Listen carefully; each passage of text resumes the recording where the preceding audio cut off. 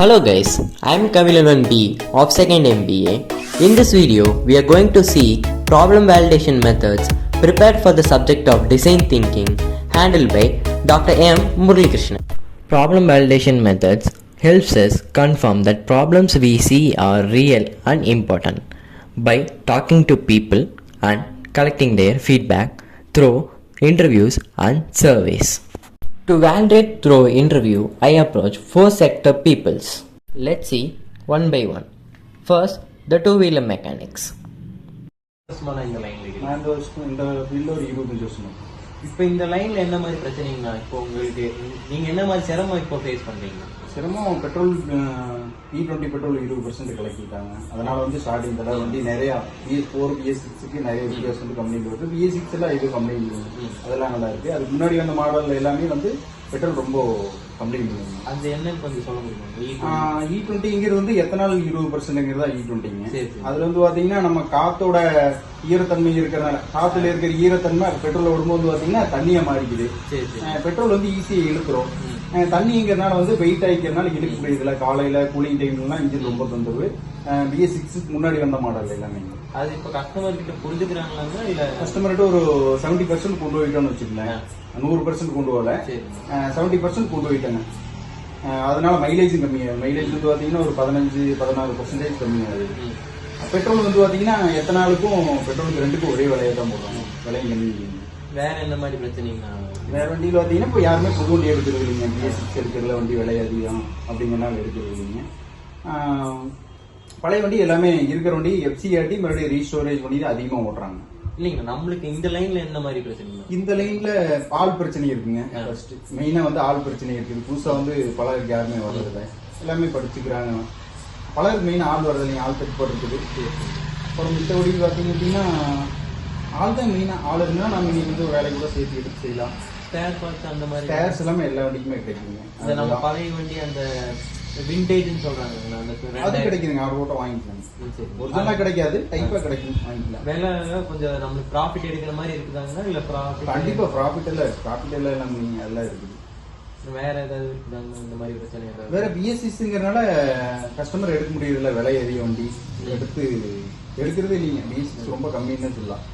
எல்லாமே பழைய வண்டியில தான் ரெடி பண்ணிக்கிறாங்க. அதனால வருமானம் ஓரளவுக்கு நல்லா தான் இருக்கு. கம்மியா ஒண்ணுமே இல்லை அப்படிங்கிற மாதிரி இல்லை. இந்த இப்போ வேற ஒருத்தர் கேட்கறப்பெல்லாம் இந்த சென்சார் பிரச்சனை அதெல்லாம் இருக்குதுங்க. நம்மளே அப்டேட் பண்ணிக்கணும். அது இருக்கு. எத்தனை விஷயங்கள் கடந்து வந்தோம், இதையும் கடந்து போகத்தான் போறோங்க. அடுத்து பாருங்க எலக்ட்ரிக் பைக் இருக்குது, அதுக்குள்ளேயும் போகத்தான் போறோம். நாம அவ்வளவுதான் சொல்லி விட்டுட்டோம்னா நான் முயற்சி எதுவுமே நடக்காது இல்லைங்க. நாம அப்படியே அதுக்குள்ளேயே இருந்துடலாம் அப்படின்னு நினைச்சோம்னா இருந்துகிட்டே இருக்கலாம். நாம நம்மளை அப்டேட் பண்ணணும்னு நினைச்சா புதுசா கத்துட்டு போயிட்டே இருக்க முடியும். இனி எலக்ட்ரிக் பைக் வந்தாலும் கத்துக்கு தான் போறோங்க. அதுக்கு அடுத்து வந்தாலும் நீ கத்துக்கு தான் போறோம். வாழ்வாதாரமே இதாயிடுச்சு. அப்புறம் இதை தாண்டி நம்ம இதுக்குள்ள என்ன இருக்குங்கிறத கத்துக்கிட்டு தான் நாங்க புதுசா கத்துக்கு தான் வரோம். ஆள் மட்டும்தான் தட்டுப்பாடு, வேற ஒண்ணு இல்லைங்க. புதுசா உங்களை மாதிரி இருக்கிற யங்ஸ்டர்ல அடுத்து உள்ள படிச்சுட்டு கூட நீ அடுத்து ஆளுன்னு பாத்தீங்கன்னா படிச்சுட்டு உங்களை மாதிரி ஆளுங்க படிச்சுட்டு உள்ள வந்தாங்க அப்படின்னா அவங்களுக்கு ஷார்ட்டா நீ புரியும். BS6ம் சரி எலக்ட்ரிக் பைக்கும் சரி எல்லாமே ஷார்ட்டா புரிஞ்சுக்குவாங்க. ஆள் தான் கொஞ்சம் ஆளு இந்த E20 தான் மெயினா போகுது. E20 இப்போ இங்க உள்ள வேலை செய்யறதுல பிரச்சனை இருக்குங்க. அவங்களுக்கு கஸ்டமர் புரிய வைக்கிறதுக்குள்ளே போதும் ஆயிரும். அதுக்கு ஓரளவுக்கு அப்படியே புரியறக்க ஆரம்பிச்சிட்டாங்க. அது என்ன காரணம் அப்படின்னு தெரியாம கொஞ்ச நாள் ரொம்ப சிரமமா தான் இருக்குங்க. அது தெரிஞ்சதுக்கு அப்புறம் முதல்ல கம்மியா இருக்குது. 5% 6% கலக்கும் போதுல தெரியுதுங்க. இப்ப 15% மேல கலக்குறாங்க. அதனால அது ஒரு பிரச்சனை தான். மித்தபடியே ஒண்ணும் இல்லை. அப்புறம் வேலை எப்பவும் போல பழைய வண்டி நிறைய இருக்கு. புதுசு இருக்கிறதுனால பழைய வண்டி நிறைய இருக்குது. வேலையும் வந்து நிறைய இருந்துகிட்டே இருக்கு. இல்லாம இல்ல ஆள் இல்லனால அளவா எடுத்து அளவா செஞ்சு முடியும்.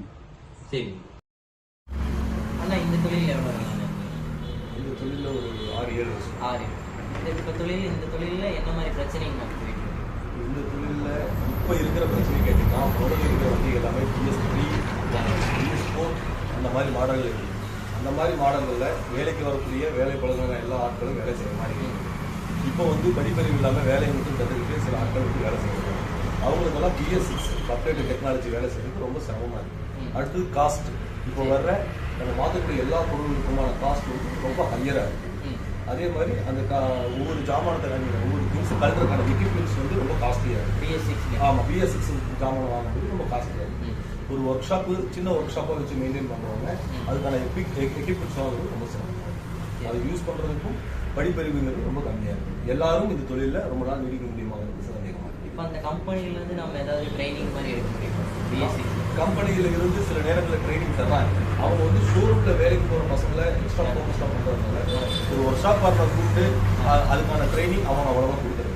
இன்னும் சொல்ல போனால் நம்மளே அதை கற்றுக்கிட்டு ஒரு பொருளை வாங்கி மாற்றலாம்னா எந்த ஷோரூம்காரங்களும் அது வெளியே கொடுக்குறது. அதே மாதிரி ஒரு பொருள் வந்து ஒரு வண்டியில் ஒரு சின்ன பிரச்சனை, ஒரு பொருள் மாற்றணும்னா முதல்ல எல்லாம் நம்ம என்ன பண்ணணும்னா முடிஞ்ச அளவுக்கு அதை சரி செஞ்சு போட்டு கஸ்டமர் கிட்ட நல்ல பேர் வாங்க பார்ப்போம். இப்போ அப்படி இல்லை. இப்போ ஒரு பொருள் போயிடுச்சுன்னா அதை கண்டிப்பாக மாற்றக்கூடிய நிலைமை. அது வந்து ஆமாம், அதை வந்து நம்ம வெளியே எங்கேயும் கிடைக்காத வந்தோம் ஷோரூமில் மட்டும் கிடைக்கிற மாதிரி இருக்கிறதுனால கஸ்டமருக்கும் பிரச்சனையாக ஒர்க் ஷாப் வரது தரணும்.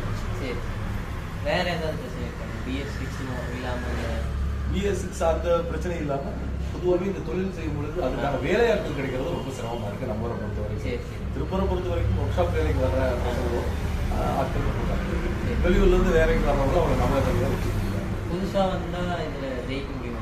புதுசாக வர்றவங்க வந்து வேலையை கற்றுக்கக்கூடிய ஆர்வத்தோடு வரணும். இப்போ நம்மலாம் வந்து ஒரு 5 வருஷம் 6 வருஷம் ஒரு தொழில் ஒரு கிட்ட இருந்து சம்பளத்தை பார்க்காம அவங்க கிட்ட கற்றுக்கிட்டு அப்புறம் தான் நம்ம சம்பளம் வருமானம்.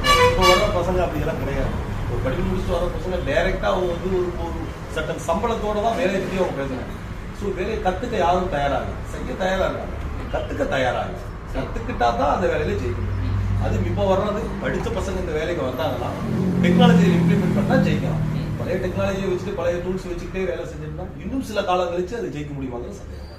The valid problems that are set by the mechanics are the demand for the availability of the skilled laborers and the rise of E20 petrol, which causes major problems and a decline in mileage. Next, we are going to see about the electricians. நான் 5 வருஷம் எப்போ வந்து start பண்ணி லாக்டவுனுக்கு வந்து lockdown வந்து இப்போ இந்த கரெக்டாக ஒரு 5 வருஷம் வந்து இந்த 5 வருஷத்தில் நீங்கள் இந்த ஃபீல்டில் என்னென்ன மாதிரி ப்ராப்ளம்ஸ் நீங்கள் ஃபேஸ் பண்ணுறீங்க? இப்போ இந்த ஃபீல்டில் மெயினாக சொல்லணும்னா வேலை ஒரு சீசனுக்கு நல்லா பெட்டராக கிடைக்கும், ஒரு சீசன் நல்லா இருக்கும். அப்புறம் பார்த்தீங்கன்னா இன்ஜினியர் மூலியமாக நாங்கள் போனோம்னா இன்ஜினியர் மூலியமாக போயிட்டோம்னாலே எங்களுக்கு 160% தான் கரெக்டான இன்ஜினியர் கிடைப்பாங்க. ஏன்னா எல்லாமே வேலை நல்லா கொடுப்பாங்க, ஆனால் பேமெண்ட்டு கொடுத்து வச்சுருவாங்க. இல்லை இப்போ நாங்கள் ஒரு ரேட்டுக்கு பேசுகிறோம் அப்படின்னா இப்போ நாங்கள் ஒரு 10% பேசுகிறோம்னா அவங்க வந்து அதில் 5% தான் கொடுப்பாங்க. எங்களுக்கு அந்த நாங்கள் ஆளுங்க வச்சு செய்யறதுனால நாங்கள் சம்பளம் கொடுக்கறதுக்கு எங்களுக்கு அது கொஞ்சம் பிரச்சனையாக இருக்குது. அது ஒரு பிரச்சனை இருக்குது. இன்னொரு பக்கம் என்னன்னா வீட்டுக்காரங்க கிட்ட நாங்கள் இன்ஜினியர் மூலியமாக போனோம்னா வீட்டுக்காரங்களுக்கு எங்களுக்கு கரெக்டாக அண்டர்ஸ்டாண்டிங் இருக்கணும், இல்லைன்னா இன்ஜினியருக்கு எங்களுக்கு அண்டர்ஸ்டாண்டிங் இருக்கணும். ஆனால் இதில் வந்து எங்களுக்கு இன்ஜினியர் வந்து ஊழியர் வரனால எங்களுக்கு வீட்டுக்காரங்களுக்கு சரியாக சங்கடம் வரும். ஒர்க்கை முடிச்சக்கப்புறம் திருப்பி ரீஒர்க்குன்னு சொல்லிட்டு அது ஒரு போடுவாங்க, ஆனால் அதுக்கு நாங்கள் பேமெண்ட் கேட்டோம்னா அது கொடுக்க மாட்டாங்க. இந்த மாதிரி இந்த பேமெண்ட் விஷயம் தான் மெயினாக கொஞ்சம் பார்த்தீங்கன்னா சம்பள விஷயம் மட்டும் ஆளுங்களுக்கு கொடுக்கறத ஆள் கூலி கொடுக்கறத வந்து கொஞ்சம் எல்லாரும் இழுத்து அடிச்சிருவாங்க. நாங்கள் ஒரு 10,000 சொல்கிறோம்னா அவங்க கொடுக்கறது ஒரு 5,000 கொடுப்பாங்க. இந்த மாதிரி தான் எங்களுக்கு ஆகும். இந்த மாதிரி விஷயம் ஆகும். வேற என்னென்ன மாதிரி ப்ராப்ளம்? பேமெண்ட் இல்லாமல் மெட்டீரியல்ஸ்லாம் வந்து இப்போ கரெக்டாக மெட்டீரியல் பார்த்தீங்கன்னா இப்போ நாங்கள் இன்ஜினியர்கிட்ட வந்து இப்போ நாங்கள் வந்து கரெக்டான பொருள் பண்ணி கொடுத்தா நம்ம பேர் முக்கியம் அப்படின்னு நாங்கள் நல்ல பொருள் கேட்போம். ஆனால் இன்ஜினியர் வந்து அவங்க காசுக்கோசரம் 100 ரூபா இப்போ வீட்டுக்காரங்க வந்து நல்ல பொருள் 100 ரூபா பொருள் வாங்க சொன்னாங்கன்னா இன்ஜினியர் வந்து 50 ரூபா பொருள் வாங்கி அவங்க 50 ரூபா எடுத்துக்கிறாங்க. இதனால எங்கள் பேர் தான் கெட்டு போகுது. எலக்ட்ரிஷியன் நல்லா வேலை செய்யலை. இப்போ ஒயர் அவங்க நல்லா வாங்கி கொடுத்தாங்கன்னா அது நல்லா மாட்டினோம்னா நல்ல பேர் வருது. அதே ஒயர் அவங்க தப்பான ஒயர் வாங்கி கொடுத்தாங்கன்னா ஒயர் சரியில்லை அப்படின்னா வீட்டுக்காரங்க வந்து எங்களை தான் சொல்கிறாங்க எலக்ட்ரிஷியன் வேலை சரியில்லை அப்படின்ட்டு. அந்த மெட்டீரியலை பற்றி தான் பேசுறது அந்த ஒரு பிரச்சனை. எவ்வளோ வருஷமாக இந்த ஃபீல்டு? 15 வருஷமா இருக்கேன். இந்த ஃபீல்டில் உங்களுக்கு இந்த 15 வருஷத்தில் என்னென்ன மாதிரி ப்ராப்ளம் இருந்தது? இப்போ என்ன மாதிரி ப்ராப்ளம் ஏதாவது இருக்கா? மில்லு வேலை இருந்தது, அதில் ஓடிட்டு இருந்துச்சு, சம்பளம் ஓரளவுக்கு வந்துருந்து. இந்திக்காரர் வந்துட்டாங்க, எல்லாம் நம்ம வேலையை பழகிக்கிறாங்க, நம்மளுக்கு சம்பளம் வர மாட்டேங்குது. அப்படியே எடுத்து செஞ்சால் கூலி கட்டுறது இல்லை. இன்ஜினியர் வந்து பாதி வேலை எடுத்துடுறாங்க. அதனால நம்ம ஆள் பிடிச்ச ஆள் இன்னைக்கு 1200 கேட்குறேன், அந்த அளவுக்கு நம்ம கொடுக்க முடிய மாட்டேங்குது. அந்த பிரச்சனையில் வருது. ஆள் எவனும் புதுசாக பழகிறது இல்லை. பழைய ஆள் விட்டால் வேலை செய்ய வேண்டியது இருக்குது. வேறு ஒன்றும் பண்ணுறதுக்கு வாய்ப்பு இல்லை. இதை வச்சு தொழில் பண்ண குடும்பம் நடத்த முடியாது. அந்த அளவுக்கு சிரமத்தில் தான் இருக்குது. ஏதோ செய்யலாம், சாப்பிடலாம், அவ்வளோதான். மற்றபடி பெருசாக ஒன்றும் பண்ண முடியுமா? இன்றைக்கான தொழில் கற்றுக்கானு அவனுக்கு பாதி கொடுக்க சம்பளம் செய்கிறாங்க. நம்மளால் சம்பளத்துக்கு வரமாட்டேங்கிறாங்க. அந்த சம்பளத்துக்கு வேறு மற்றபடிக்கு இதில் அதிகம் சாதிக்க இன்ஜினியர் பாதி வேலையை பிடிச்சிட்டாங்க. அதிக நல்ல ஜாமான் வாங்கிட்டு இருந்தாலும் பார்த்து வாங்கி கொடுத்தா வாங்கி விடுறதில்லை. இன்ஜினியர் சம்பாதிச்சு போயிடுறேன். கடையில் எங்கள் ஆட்டாலும் இப்படியே வரைக்கும் வேலை செய்ய முடியாது. மற்றபடி ஒன்றும் பண்ணுறதுல வழி இல்லை. வேறு என்ன ஒரு நாள் அவ்வளோதான் வரையும் ஏதோ சில்லற வேலைக்கு போயிட்டு இருக்க முடியும். வேறு ஒன்றும் வழி இல்லைங்க. The main problems are engineers and their approach and the delay in payments. Next, we move on to the sector of printing press and see what is their problems. அண்ணா எவ்வளோ நாளாக இந்த கடை இந்த லைன் இப்போ என்ன மாதிரி சிரமம்லாம் இருக்குது? இந்த லைனில் வந்து ஜிஎஸ்டி எல்லாத்துக்கும் ஜிஎஸ்டி கம்மி பண்ணாங்க, எங்களுக்கு ஹெச் பண்ணிட்டாங்க. 12% ஹெச் பண்ணி 18% பண்ணிட்டாங்க. இப்போ இந்த செப்டம்பரில் மாறுது இந்த இதில் இருக்குது. ஏற்கனவே தொழில் வந்து ஜிஎஸ்டி போடுறதுக்கு தொழில் ரொம்பவும் டவுன். சரி. நம்ம தொழில் வந்து ஜவுளி சந்தை ஜவுளி மார்க்கெட்டை பொறுத்து நம்ம தொழில் போயிட்டுருக்கு. சரி. ஜிஎஸ்டி மாறுபாடு, பண மதிப்பிழப்பு இதெல்லாம் வந்ததுக்கப்புறம் தொழில் ரொம்பவுமே டவுன் ஆகிட்டே இருக்கு. யூஸ் பண்ண முடியறது ஆள் பத்தாக்குறை, மின்கட்டண உயர்வு, சொத்து வரி உயர்வுனால வாடகை உயர்வு, நிறைய பிரச்சனைகள் இருக்குது. இப்போ இந்த தொழில் டெவலப் ஆகிற மாதிரி இருக்குங்களா இல்லை கொஞ்சம் டிக்ளைனில் பேசுகிறது? டெவலப் ஆகிற மாதிரி நமக்கு தெரியும். ஏதோ ஜிஎஸ்டி 12% இருந்தது 18 பண்ணாங்க. மற்ற பொருட்கள் கம்மி பண்ண மாதிரி இது கம்மி பண்ணால் கொஞ்சம் பேப்பர் விலை இறங்கு. அதுலேருந்து ஏதோ நாங்கள் எங்களுக்கு ₹1 ₹2 சேர்த்து கூடுதலாக லாபம் கிடைக்கும். இது வந்து லாபங்கிறதே கிடையாது. அசலுக்கு பண்ண வேண்டிய சூழ்நிலையில் இப்போ அந்த தொழில் ப்ராஃபிட் எடுக்க முடியாது. ப்ராஃபிட்டே கிடையாது. ஆள் சம்பளம் தான் இப்போ வந்து ப்ராஃபிட்டுங்கிறது இல்லை. ஆள் கேட்குறேன். ஆள் சிரமம். கடை எவ்வளோ நல்லா இருக்கு? கடை திறந்து 36 வருஷம் ஆச்சு. இப்போ இந்த லைனில் என்ன மாதிரி பிரச்சனை, இப்போ கரண்ட்டாக என்ன மாதிரி பிரச்சனை போயிட்டு இருக்கு? கம்ப்யூட்டரைஸ்டு ஆனது எல்லாமே பில் புக்கு, பே நோட்டு எல்லாமே கம்ப்யூட்டர் கொடுக்குறாங்க. சரி. அதனால் ஆர்டர் கம்மியாயிடுச்சு. சரிங்க. வேற ஏதாவது? பத்திரிக்கையெல்லாம் வந்து மல்டி கலர் ஆப்ஷெட்டு போயிடுறாங்க. பத்திரிக்கைகளும் அதிகமாக வர்றதில்லை. ஆனால் சிம்பிளான பத்திரிக்கை மட்டும் ஒரு 100 200 அடிக்கிற மாதிரி பத்திரிக்கை வந்து அதிகமான பத்திரிக்கையெல்லாம் மல்டி கலர் ஆப்ஷெட்டு போயிடுறாங்க. சரி சரி. இதில் வந்து சின்ன மினி ஆப்ஷெட்டை வச்சுட்டு ரன் பண்ணுறது இங்கே ரொம்ப சிரமம். இப்போ இந்த ஜிஎஸ்டி சேஞ்ச் எல்லாம் பரவாயில்லைங்களா? ஜிஎஸ்டி எங்களுக்கு இப்போ 12% இருந்தது சரி. பேப்பர் பர்ச்சேஸ்க்கு. இப்போ 18 பண்ணியிருக்காங்க. நாங்கள் அதை பார்ட்டியேட்டு போட்டு வாங்க முடியாது. நிறைய பில்லுலாம் தான் வேணும்னு கேட்குறாங்க. சரி. என்ன பண்ணுறதுன்னு தெரியல. 18% கட்டி வாங்கி நாங்கள் ஃபுல்லாகவே ஜிஎஸ்டியில் தான் வாங்குறோம். வெளியே போகிறது கூட ஜிஎஸ்டி இல்லாமல் தான் கொடுக்குறோம். சரி சார். பத்திரிகையெல்லாம் வந்து ஜிஎஸ்டியை வாங்க மாட்டாங்க, ஜிஎஸ்டி போட முடியாது. பத்திரிகையில் முதல்ல நல்ல ப்ராஃபிட் கிடைச்சிது. இப்போ ரொம்ப தர ரேட்டு எல்லாத்துக்கும் எல்லாம் தெரியுது. அதனால் ரொம்ப தர ரேட்டு. ப்ராஃபிட் முன்ன மாதிரி வரது. இன்னும் வந்து ஒரு 25% 30% எல்லாம் கிடைக்கும் ப்ராஃபிட்டு. இப்போல்லாம் வந்து 10% நிறுத்துறது ரொம்ப சிரமம். ஆளுங்கன்னா இப்போ பரவாயில்லைங்களா? ஆளு புதுசாக யாரும் கற்றுக்கிறதே இந்த தொழில். பழைய ஆளு வச்சுட்டு ஓட்டிகிட்டு இருக்கிறோம். இப்போ நானே டிடிபி ஒர்க்கெல்லாம் நானே தான் செய்கிறேன். இந்த 6 வருஷம் ஆளே இல்லை. ஆளே கிடைக்க மாட்டேங்குது. 25,000 சம்பளம் கேட்குறாங்க. 4 மீட்டர் 5 மீட்டர் தான் செய்கிறாங்க. கூடியா இருக்குது. கரண்ட் பில்லும் இப்போ ஏறிக்குது. இப்போ கரண்ட் பில்லும் ரொம்ப இப்போ அதிகமாகிடுச்சு. இப்போ ஒரு 2 லைன் இருக்குது நம்மளுது. ஒரு லைனில் வந்து அதிகமாக ஓட்டுறது இல்லை. அது ஒரு 2000 ரூபா வருது. இன்னொரு லைன் 7000 8000 வருது. ஆனால் அந்த அளவுக்கு ஓட்டம் இல்லை. கரண்ட் பில்லு மிக்ஸ் வருது. வாடகையும் மிக்ஸ் பண்ணிட்டாங்க. போன வருஷம் வாடகை 50% மிக்ஸ் பண்ணாங்க. சரி. அதுக்கு முன்னாலேயும் ஒரு 50% மிக்ஸ் பண்ணாங்க. பார்த்தா எல்லாம் தொழில் இந்த தொழில் புதுசாக ஆரம்பிச்சாலும் ரொம்ப சிரமம். பழைய ஆளுங்கனாட்டி அப்படியே பழைய பார்ட்டிங்காட்டி ஓட்டிகிட்டு இருக்கிறோம். The main problem is the rise of GST from 12% to 18% causes the decrease in profit. Next, we will see about the dosa batter shops. Okay, இந்த லைன்ல எவ்வளவு வருஷமா இருக்கீங்க? அதுக்கப்புறம் இந்த லைன்ல உங்களுக்கு என்னென்ன பிரச்சனை இப்போ இருக்கு? நாங்கள் இந்த லைனில் ஒரு 3-4 வருஷமா இருக்கோம். இந்த லைனில் வந்து என்ன பிரச்சனைனா ஃபர்ஸ்ட் 24 ஹவர்ஸ் தான் நம்ம இதுலேயே இருக்கணும். வேறு எந்த அளவுக்கும் பார்க்கவே முடியாது. செகண்ட் வந்து இது ரொம்ப வாட்டர் செலவாகும். ஏன்னா வந்து நமக்கு வந்து எப்பவுமே க்ளீன் பண்ணிட்டு இருக்கணும். ஃபுட்டுனால நம்ம வந்து க்ளீன் பண்ணிட்டே இருக்கணும். எப்பயுமே க்ளீன் பண்ணிட்டே இருக்கணும். தேர்ட் வந்து ப்ராஃபிட் வந்து நமக்கு நினைக்கிற நேரத்தில் கிடைக்காது. ஏன்னா இப்போ வந்து ரொம்ப லாங் டேர்மாக போகும். ஒரு நாளைக்கு இப்போ 1000 ரூபாய்க்கு நமக்கு வந்து நம்ம இன்புட் உள்ள கொடுக்குறோம்னா 200 ரூபாய் தான் எடுக்க முடியும். நம்ம மளிகை கடைக்கு கொடுக்குறோம், நம்ம அரைச்சி கொடுக்குறோம், இங்கேயும் நம்ம பாக்கெட் கொடுக்குறோம். எல்லாமே சேர்த்து நம்ம ப்ராஃபிட் வருது. ஏன்னா மாவு கவர் இருக்குது, கரண்ட் பில் இருக்குது, தண்ணி செலவு இருக்குது, அரிசி இது எல்லாமே இப்போ காஸ்ட்லியாக இருந்தால் நமக்கு வந்து கொஞ்சம் கஷ்டம். ஒரு 1 year 2 year ஆகும்போது இன்னும் கொஞ்சம் நமக்கு வந்து போயிட்டே இருக்கு. அக்கா இந்த லைன்ல எவ்வளவு வருஷம்? 6 வருஷம் இருக்கு. இந்த லைன்ல என்னென்ன பிரச்சனைங்க இருக்குது? இந்த லைன்ல கரண்ட் பிரச்சனை, நம்ம மாதிரியே கடையை ஓப்பன் பண்ணிக்கிறாங்க, அந்த பிரச்சனையெல்லாம் இருக்குது. நம்மளை விட கம்மி காசு தரேன்னு சொல்லுவாங்க.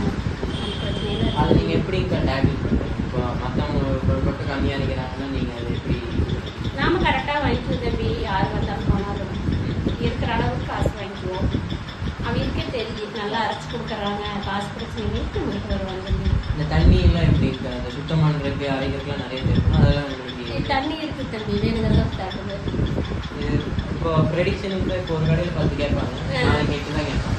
இல்லை தம்பி, நம்மகிட்டே பாக்கெட் போட்டு விற்கிறதுனால நம்மகிட்டே வந்து வாங்கிக்குவாங்க. 1-2 மிச்சமானாலும் நாங்கள் வீட்டுக்கு வச்சுக்குவோம். அரிசி மாவு அரைச்சி வச்சுருங்க தம்பி, அப்படி எக்ஸ்ட்ரா கேட்டாங்கன்னா அவங்க வந்து போட்டு கலெக்ட் கொடுத்துருங்க தம்பி.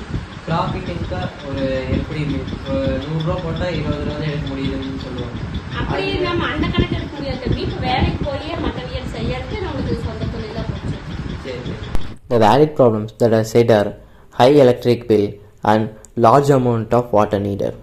To validate a problem through a survey, I done a survey in my locality to know what are the problems that the people face in their locality. Using this questionnaire, the main problems that are found out to be are no proper drainage facility and improper roads. To take a step against these problems, I wrote a letter and submitted it to the local councillor to solve these issues. என்னோட college assignment சார்பாக இந்த ஊரில் மக்கள் குறை தீர்ப்பு survey ஒன்று conduct பண்ணாங்க. அதில் மெயினாக வந்துட்டு நிறைய பேர் சாக்கடை வசதி இல்லைன்னு சொல்கிறாங்க சக்தி நகரில். அதுக்கப்புறம் அடுத்தபடியாக குடிநீர் வசதி சொல்லியிருக்காங்க.